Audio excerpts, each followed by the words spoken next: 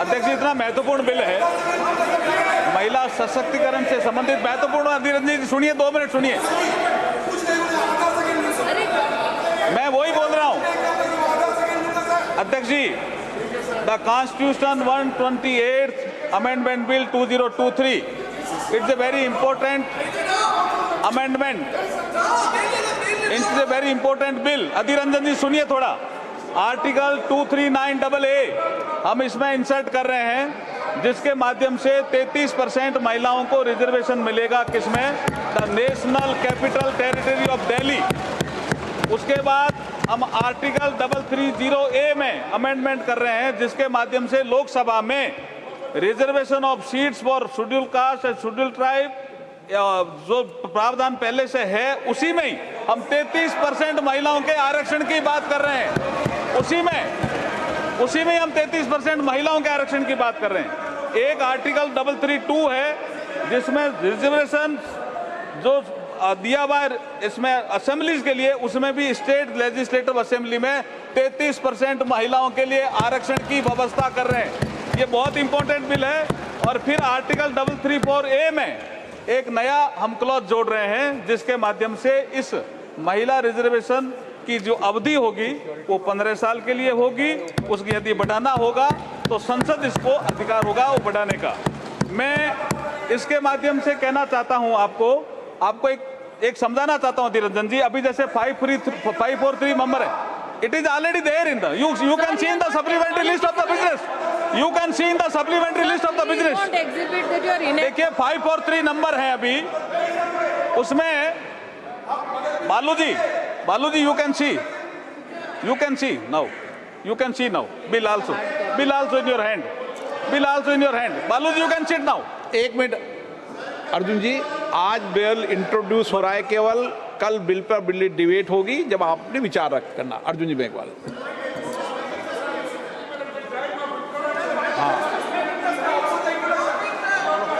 अध्यक्ष जी, मैं इस बिल के माध्यम से जो परिवर्तन होने वाला है वो बता रहा हूं अधीर रंजन जी। अभी जैसे 543 हमारी लोकसभा की सीट है, जैसे ही ये बिल पास होगा, ये कानून बनेगा, उसके बाद वर्तमान में लोकसभा में जो संख्या जो कि सबसे ज्यादा है 82 महिलाओं की संख्या है, वो 181 हो जाएगी इस कानून के पास होने के बाद। कितना क्रांतिकारी कदम हम उठा रहे हैं, आप इसके समर्थन में नहीं हो क्या? आप बैठिए, एक बार बताता हूं मैं आपको। और इतिहास भी सुनिए कल्याण बजट जी। ये सबसे पहले ये बिल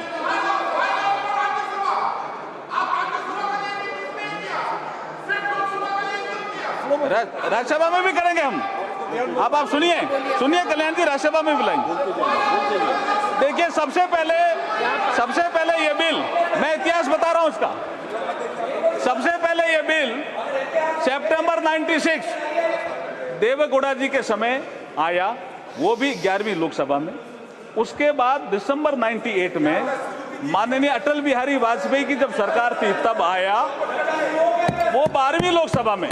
उसके बाद दिसंबर 99 में अटल जी की सरकार थी, तब फिर आया 13वीं लोकसभा में। और ये जिसका जिक्र कर रहे हैं डॉक्टर मनमोहन सिंह जी के समय जो बिल आया, वो लोकसभा में नहीं आया, वो आया मई 2008 में राज्यसभा। यही यहां से षड्यंत्र की बू आती। और राज्यसभा में आने के बाद ये डिपार्टमेंट रिलेटेड स्टैंडिंग कमेटी में गया, और वहां ये बिल जब रिपोर्ट आई तो मार्च 2010 में 9 मार्च 2010 में राज्यसभा ने इसको पास किया। उसके बाद राज्यसभा ने कम्युनिकेट किया लोकसभा को, और जब रिपोर्ट किया तो लोकसभा के सेक्रेटरी जनरल जब इसको रिपोर्ट किया तो ये लोकसभा की प्रॉपर्टी बन गई। और 15वीं लोकसभा जैसे ही भंग हुई, अध्यक्ष जी 15वीं लोकसभा जैसे ही भंग हुई 18 मई 2014 को, ये बिल भी लैप्स हो गया। और इन लोगों ने पारित नहीं किया, जानबूझ के पारित नहीं किया। मैं कॉन्स्टिट्यूशन का प्रोविजन पढ़ना बताता हूँ अधीर रंजन के लिए। अभी सुनिए, आप सुनिए द प्रोविजन। ये इसके बाद मैं अधीर रंजन जी, देखिए आर्टिकल 107। अरे सुनो तो सही। मैं अध्यक्ष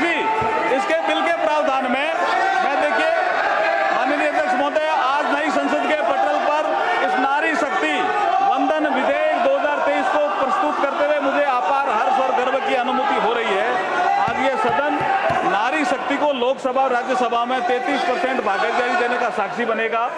भारत के यशस्वी प्रधानमंत्री श्री नरेंद्र मोदी जी की सोच हमेशा से नारी को शक्ति स्वरूप मानने की रही है और माननीय प्रधानमंत्री जी के नेतृत्व में देश में आज वुमेन डेवलपमेंट से वुमेन लेड डेवलपमेंट की ओर तेजी से कदम बढ़ा रहा है देश।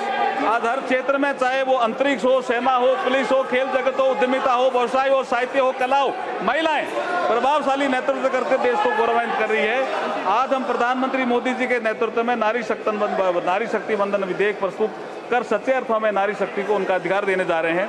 अध्यक्ष महोदय, हमारी संस्कृति में नारी को सदैव से शक्ति स्वरूपा माना गया है। हमारे श्लोकों में भी कहा गया है, या देवी सर्वभूतेषु शक्ति रूपेण संस्थिता, नमस्ते नमस्ते नमस्ते नमो नमे। अध्यक्ष महोदय, मैं इस अवसर पर भारत के संविधान निर्माता बाबा साहब भीमराव अम्बेडकर का एक कोट आपके समक्ष प्रस्तुत करना चाहता हूं, कोट अनकोट। बाबा साहब को किसी ने पूछा कि आप किसी समाज के उत्थान की प्रगति कैसे नापते हो, व्हाट इज द पैरामीटर, कि ये समाज या देश, ये राष्ट्र उन्नति कर रहा है। तो बाबा साहब ने एक कोट कहा था, उसको मैं कोट अनकोट कह रहा हूं। उन्होंने कहा, I measure the progress of a community by the degree of progress which women have achieved, which women have achieved. महिलाएं अगर किसी देश में प्रगति कर रही है तो मैं समझता हूं कि वो समाज, वो राष्ट्र प्रगति कर रहा है, ये बाबा साहब ने कहा था। अध्यक्ष महोदय, मैं इस अवसर पर भारत के संविधान के शिल्पकार बाबा साहब भीमराव अम्बेडकर जी को इसलिए भी याद करना चाहता हूं कि 25 नवंबर 1949 को बाबा साहब ने कहा था इसी सेंट्रल हॉल में, जिसमें आज लास्ट फंक्शन हुआ, कि हम एक ऐसे युग में प्रवेश कर रहे हैं कि हम राजनीतिक क्षेत्र में तो समानता होगी, लेकिन सामाजिक और आर्थिक क्षेत्र में समानता नहीं होगी। इसको कौन दूर करेगा? आने वाली सरकारों का ये इसका काम होगा। लेकिन ये नहीं कर पाए जो सरकारें आई, लेकिन जब प्रधानमंत्री मोदी जी आए 2014 में, तो जन धन अकाउंट आया, एक महिला के अकाउंट, एक के अकाउंट नहीं, ये असमानता थी। अध्यक्ष महोदय, पीएम आवास, एक के घर कच्चा, एक के पक्का, ये असमानता थी जिसकी ये बात अधीर रंजन की कर रहे थे। एक के घर शौचालय, एक के घर शौचालय नहीं, ये असमानता थी। एक के घर बिजली, एक के घर बिजली नहीं। एक के घर गैस, एक के घर गैस नहीं। एक के घर नल से जल और एक के घर नल से जल नहीं। और मुद्रा योजना में भी, जैसे प्रधानमंत्री ने जिक्र किया, स्टैंड अप इंडिया में भी 1 लाख से 10 करोड़ तक का लोन, ये असमानता दूर करने का काम अगर किसी ने किया है तो प्रधानमंत्री नरेंद्र मोदी जी ने किया है। इसलिए ये महिलाओं को सशक्तिकरण भी करेगा और महिलाओं का उत्थान भी करेगा और ये दिशा भी देगा। इसलिए मैं इसकी अनुमति चाहता हूं आपसे। ये नारी शक्ति बंधन विधेयक भारत के विकास में नारी शक्ति की भूमिका को निर्धारित करने वाला होगा। 2047 तक के अमृतकाल में विकसित भारत के निर्माण में मील का पत्थर साबित होगा। महिला सशक्तिकरण में वुमेन लेड डेवलपमेंट को नई दिशा देने वाला होगा। नए भारत के निर्माण में ऐतिहासिक महिला नेतृत्व को पहचान दिलाने वाला होगा। संपूर्ण विश्व के लिए प्रेरणा देने वाला ये सिद्ध होगा। इसलिए मैं आपसे अनुमति चाहता हूं कि इस विधेयक को पुनर्स्थापित करने की अनुमति दी जाए। धन्यवाद। प्रश्न ये कि विधेयक को पुनर्स्थापित करने की अनुमति प्रदान की जाए। प्रश्न है कि विधेयक को पुनर्स्थापित करने की अनुमति प्रदान की जाए। जो सदस्य इसके पक्ष में हाँ गए, जो सदस्य विरोध में ना गए, मेरे विचार में निर्णय हाँ वालों के पक्ष में हुआ। हाँ वालों के पक्ष हुआ। माननीय मंत्री जी अब विधेयक को प्रस्तावित करें। I introduce the bill. Honorable Speaker.